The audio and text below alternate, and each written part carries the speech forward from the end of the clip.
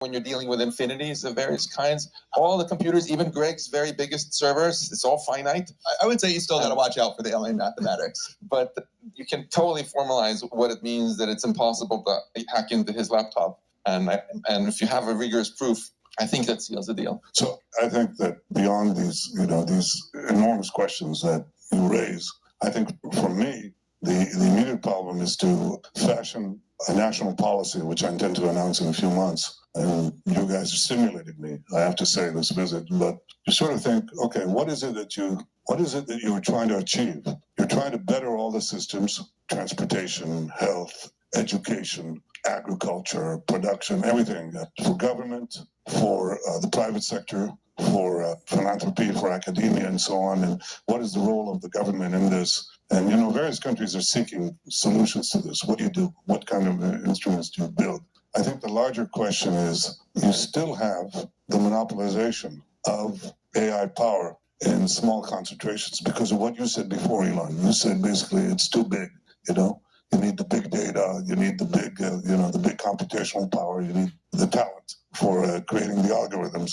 And that's concentrated in a few countries. We have another task, not only to make sure that we take care of ourselves, but how we have these benefits percolate to, the rest, the scientific and technological have-nots. And I think that's another real issue. But so far, the advances that we've made, at least in Israel, I don't know anything from Discon Key. Remember that? We used to have something like that. And I don't know, a drug, the camera pill that goes into your intestine, or any other thing that you have, from ICQ to cherry tomatoes, that benefits everybody. Drip irrigation, okay? In AI, it seems to me that you're going to have a concentration of power that will create a bigger and bigger distance between the haves and the have-nots. And that's another thing that causes tremendous instability in our world. And I don't know if you have an idea of how you overcome that. Well, first of all, I want to say, just on the talent density front, we have a number of Israeli engineers, scientists, managers, and they are top-notch, no question.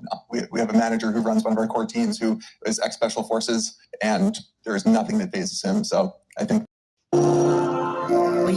Hedonism, I don't know, it's hard to say. But that is, where things are headed in a positive scenario is that there would be no scarcity of goods and services. The robots and computers can make as much of whatever you want for as many people as you want, with really no limitation. Any scarcity you have would be artificial, meaning like if you define that a particular artwork done by a human is unique and special, then it's artificial scarcity, but there will be no actual scarcity unless we define it arbitrarily, just define something to be scarce. So I think for a lot of people, that is a good future. I might be personally a bit frustrated because I'm like, well, what am I supposed to do now? You'll think of something.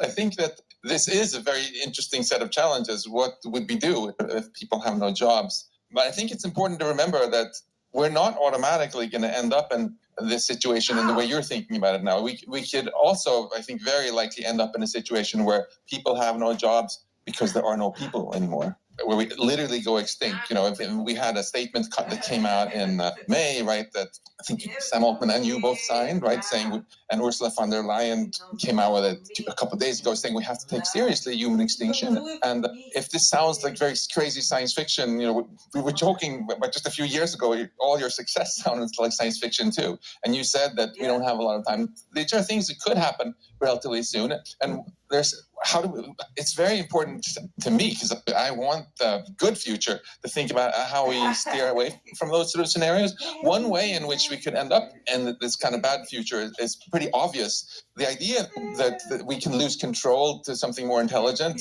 is not new at all. Alan Turing himself said this in the 50s. That's kind of the natural thing to expect. That's what always happened on our planet before. When a new, smarter species came in, it took control over the older ones, and then, bye-bye Neanderthals, bye-bye mammoths, whatever.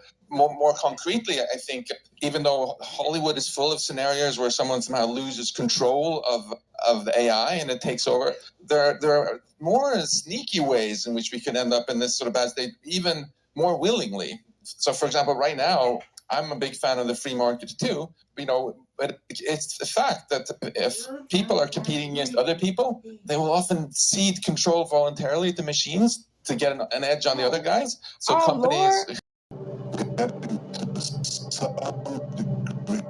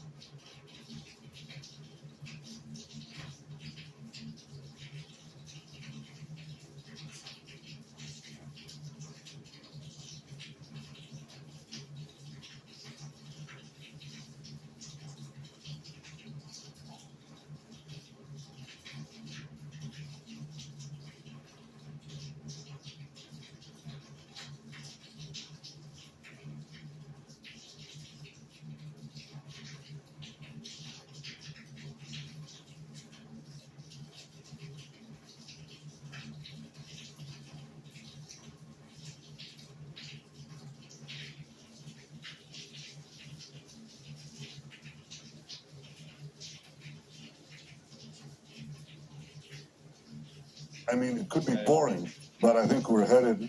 I'd much rather have a boring heaven than an interesting hell. So here at Tesla, they have a different name for pause button. They call it the brake. And when we launched this pause letter, right, I personally didn't think that it was immediately going to cause a pause. For me, the real purpose of it was to mainstream the conversation about these issues, which really did happen. And, you know, I really appreciate you and Sam and your colleagues for saying very openly that there may come a time when you will want to pause certain things if you meet certain criteria, right? Now, if Elon says that there may come a time when he's going to slow down his Tesla, I would trust that more if I knew that Tesla actually had brakes in it, so that they had like a mechanism by which he could actually slow it down.